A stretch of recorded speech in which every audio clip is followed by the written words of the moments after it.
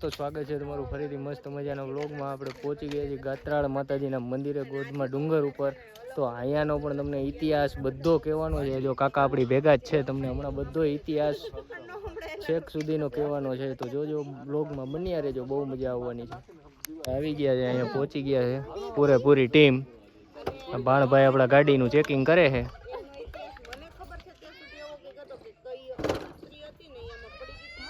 કોક પડ્યું હતું એવું તમને જાણવા મળ્યું છે? તમે કંઈક વધારે વિશેષ કંઈ ખબર હોય તો કયો. પડ્યું કોઈ નથી દીકરા મારે. તું એમ મને બીજી વાત કરીને સમજાવવાનું કીધું, તમારી છોકરીએ કીધું એટલે અમે એમ કહી છે કે આપણે જ્યાં જમીન સપાટ જમીન જે વાવેતર કરવા લાયક જમીન જે છે એની અંદર આપણે કૂવો ગાડીએ 60-70 ફૂટ હોય. તો આ 200 થી 250 ફૂટ તો આ ડુંગરો અધેર છે. એની માથે કૂવો, તો એની માથે કૂવો છે. તમે દેખો છો એમાં 10 ફૂટ ઊંડું જ પાણી. સ્તર કેટલું હશે? સ્તર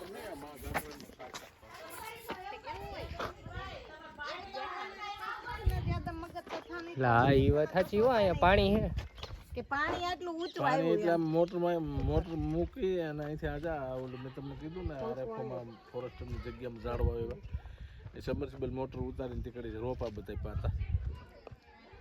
આ તો શું છે પછી એમ માની લો કે અવાર માણસો કંઈ પ્રસંગ પાત હોય, અમુક એમણે વૈયા ગયા હોય, અમુક એક સંપલો આવ્યો હોય ને એક વાં વયું ગયો એટલે જડે નહીં, પછી બીજા માણસો એમાં સંપલો નાખી દેતા એટલે એની માથે જારી કરી. એવું છે, પડ્યું કોઈ નહોતું એમ. મારો તો થઈ ગયો.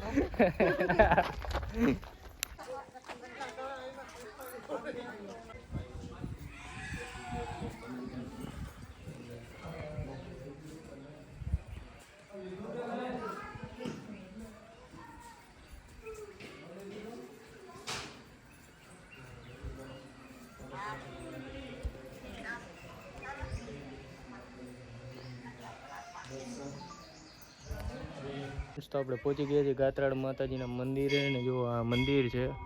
દર્શન તો તમે આગળ કરી જ લીધા હશે ને જો એને આ પાછળની જગ્યાનો વ્યૂ જોવો તમે. અહીંયા ધજા છે જો એકદમ મસ્ત મજાનો વ્યૂ છે. ડુંગરા ઉપર આવેલા છે ગાત્રાળ માતાજી. ગોધમા નામનો ડુંગર છે, એના ઉપર બિરાજમાન છે માતાજી. એવું કહેવાય છે કે આ ડુંગર છે ને રાક્ષસ, આખા રાક્ષસનું શરીર છે, ધડમાં વચ્ચે માતાજી બેઠા છે એવું કહેવાય છે. એવું આ કાકાએ આપણને હમણાં વાત કરી. જય વાસરા દાદા. શું કહ્યું કાકા? આ ગામના નહીં, એ આમ બાર ગામના હતા. ત્યાં એનો બધો પરિવાર ખેતીમાં કામ કરતો હતો. ત્યાંથી અલૌકિક આપણે કેમ બધા તો અહીંયા આપણે માતાજીનું દર્શન આવ્યું હતું. ખેતરમાં કામ કરતા હતા ઓટોમેટિક એવો ભાગ માતાજીનું શરૂ કરીને એની સામે દાખલ થયું. એટલે અવળી વાસળી એમ એ વાસળીની મોઢે વાસા આવી હાલ બટા મારી વારે. એટલે કે માં તમારે ક્યાં જવું? એટલે હું આવ્યો ને તું મારી પાસે આવી જાય. અહીંયા આવીને બેઠામાં ગાત્રા 350 વીઘા મૂકી અને એ અસલ ખાખી ઓલીઓ બની ગયો તેની વાત. એ છે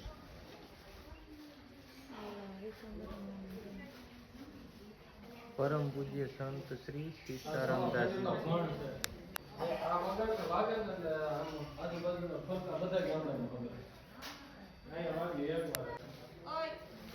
મુંબઈનો મોટામાં મોટો શેઠિયો ફોનાનો.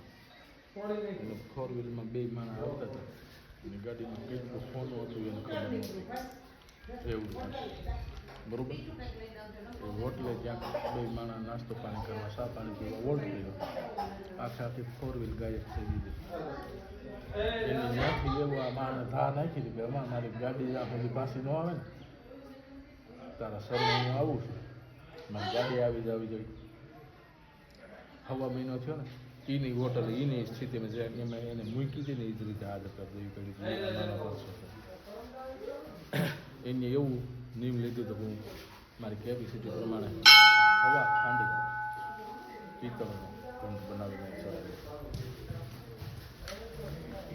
અહીં જે પહેલો માંડવો થયો હતો, તારીખ તો નથી મને યાદ, બહુ મોટે પાયે માંડવો થયો. અહીંયા માના દર્શન કરવા માટે નીચેથી લાઈન ધક્કામુક્કીમાં એક બેનનું બિસાડીનું હાથ તૂટીને પડી ગયું, બીજી બાઈને જઈ એ બે માણસ હતા. એ બાઈ હાથ લઈ અને એના ઘરનાને ગોતીને કે હાલો આપણે ઘીરે વહી ગયો ફોટો પાડે. ઘીરે પૂગ્યા ને બે માણસ દૂધ તો બંધ થઈ ગયું હતું. એ બાઈને ખબર પડી કે મારું ખોવાઈ ગયો. એનું શું કહ્યું, આ ઓટો બહુ નાનો હતો. ઓટે બાપુ ખુરશી નાખીને બેઠા હતા. એના પગમાં આ રીતે આમ થયું. એટલે કે આ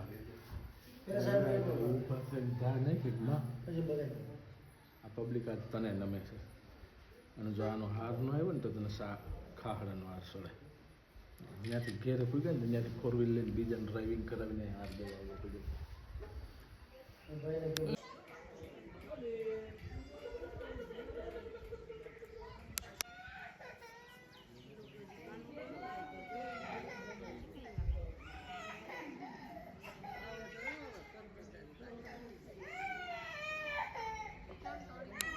કેમ રોવસ?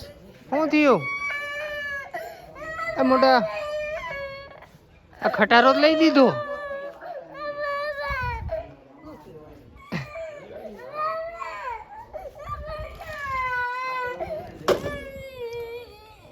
કેમ થયું?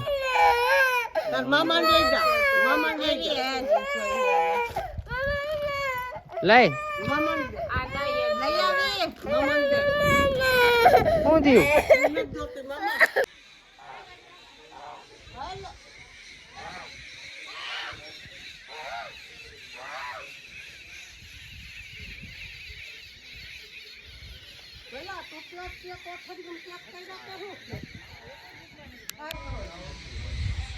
એક અહીંયા છે અને એક અમદાવાદ મંદિર છે, ત્યાં આવો.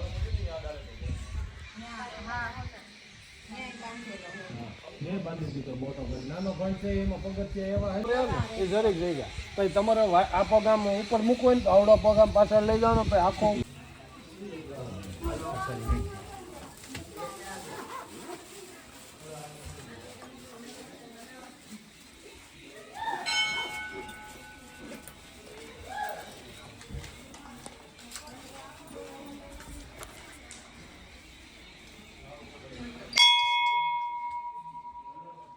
ત્રાળ માતાજીના મંદિરે જો કાકાએ જે વાત કરી એ પ્રમાણે આ છે ને 25 મણ એટલે 500 કિલોનો આ છે ઘંટ. 500 કિલો 25 મણ ને હવા ખાંડી એમ કહી શકાય. હા, એટલો વજન છે. આ 2007 છે 27/7/2007. ખાલી આ કડી રહી ને એ 2 વેચલી કડી છે જોઈન્ટની. હા જો. અને આ ઘંટ વાગે એટલે એકવાર વાગે એટલે 24 કલાક એક ધારો એની જણનાટી વાગ્યા કરે. બંધ થવામાં સમજે ને એટલે અત્યારે એના જે કઈ કાર્ય કરતા હોય અને જો આ બાંધી દીધો છે કે આપણા જેવા આવતા હોય એ ઘડીએ વગાડે તો વાગ્યા જ કરે. અને આજુબાજુના 7 ગામને શું સમજવાનું? એ જે બગડું 8 કિલોમીટર થાય ને કેટલું થાય? 6 કિલોમીટર થાય બગડું સંભળાય. હા, કોઈ આ ઘંટને વગાડે તો 6 કિલોમીટર સુધી એનો અવાજ જાય છે ખાલી અહીંથી. 7 ગામને તરભેરે એટલે આમ મેંદેડા આમ બગડું આમ જુનાગઢ બધે સંભળાય મતલબમાં. હા, એવડો છે. ચાલો તો હવે આપણે માતાજીના દર્શન કરી લઈએ. હાલો હવે નેક્સ્ટ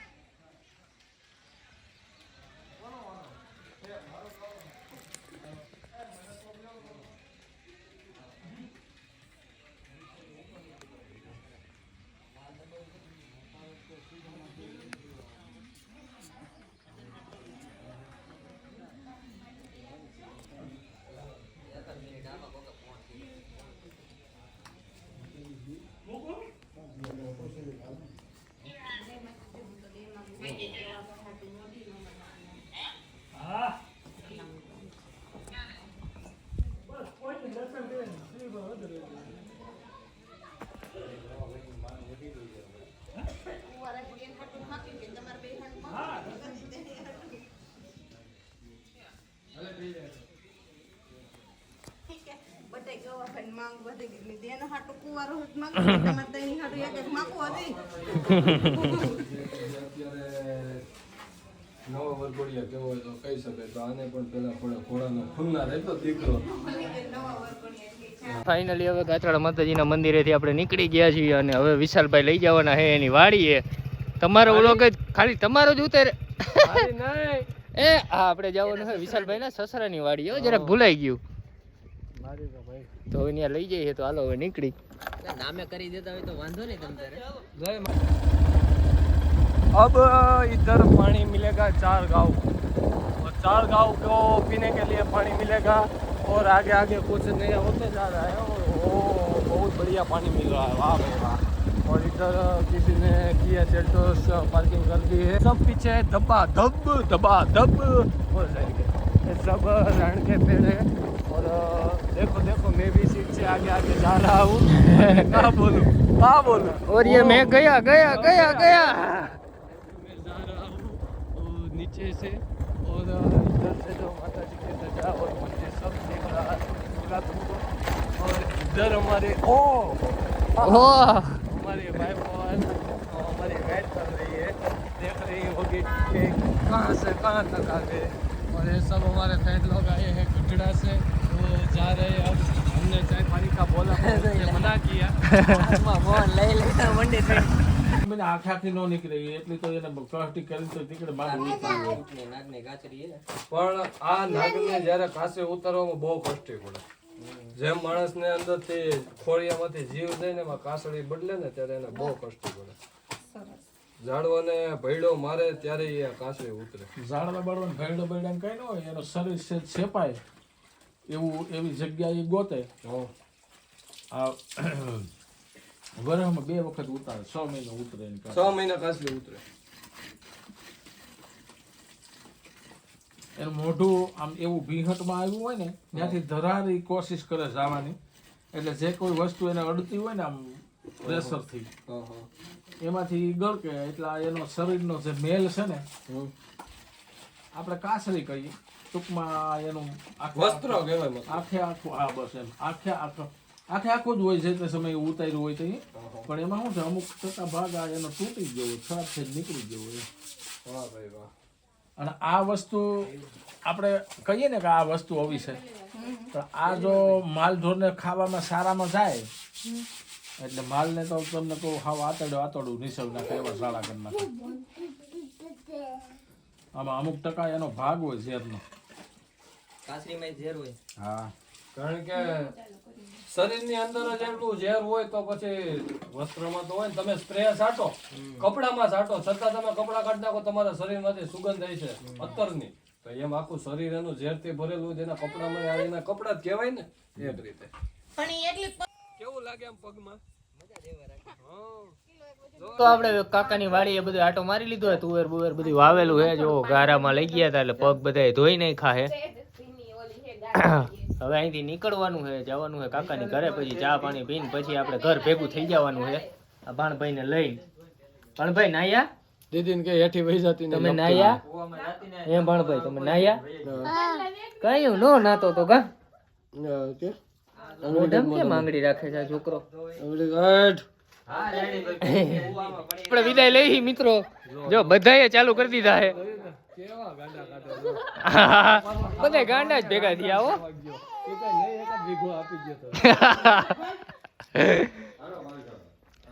ના ના કાકા ભાઈ તો આપણે મારે જવું પડશે. આમાં કેટલું બધું કાકાએ સમજાવ્યું હોય છે આખો દીમાં. હાલો કાકા હવે તમે આવો થાણા ગાલોડ.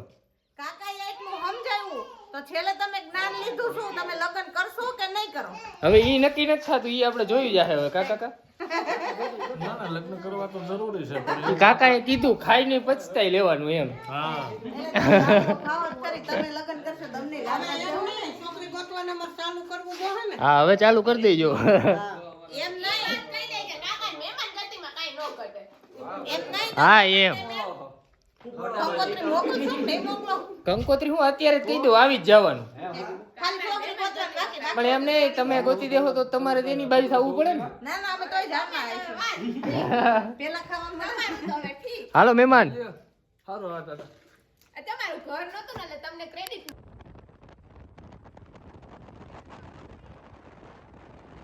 ફ્રેન્ડ્સ તો ઘરે પહોંચી ગયા છીએ ને આ વ્લોગનો આપણે અહીંયા જ એન્ડ કરીએ છીએ. મળીએ પાછા કાલે એક નવા મસ્ત મજાના વ્લોગ સાથે. ત્યાં સુધી બધાને ગુડ નાઇટ. જય દ્વારકાધીશ.